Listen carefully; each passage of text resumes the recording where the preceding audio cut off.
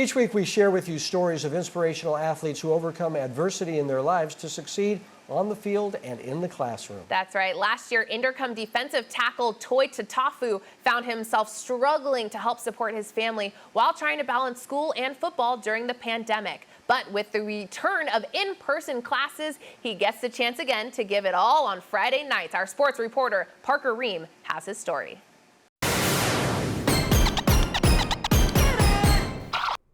It's 6 a.m. in Sacramento. The sun is barely rising, but a day of work has just begun.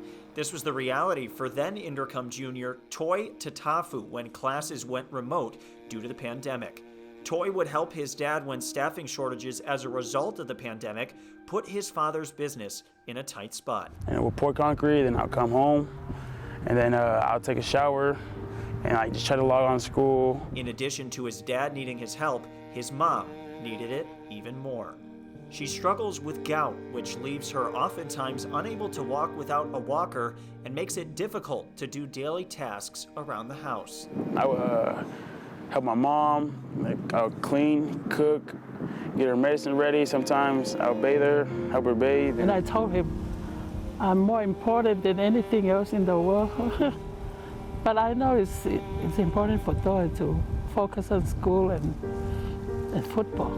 But when the time came for classes, he didn't have that time. I was just like everywhere, and it was just hard trying to balance all of it. But the shift to Zoom was tough on many students across the country, but ultimately when it came time for Toy to open up his laptop, his home life ended up taking priority. Tatafu was exhausted, regularly struggling to make it on time to his classes, sometimes not even making it to them at all.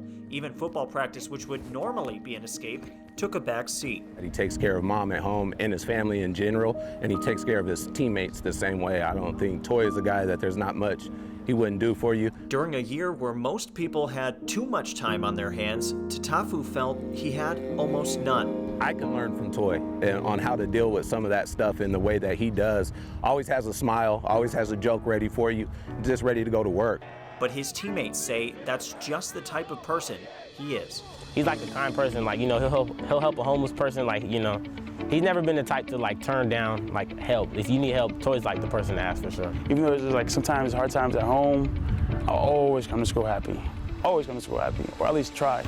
Sometimes I'll come tired, but I'm never like in like a grumpy mood or something.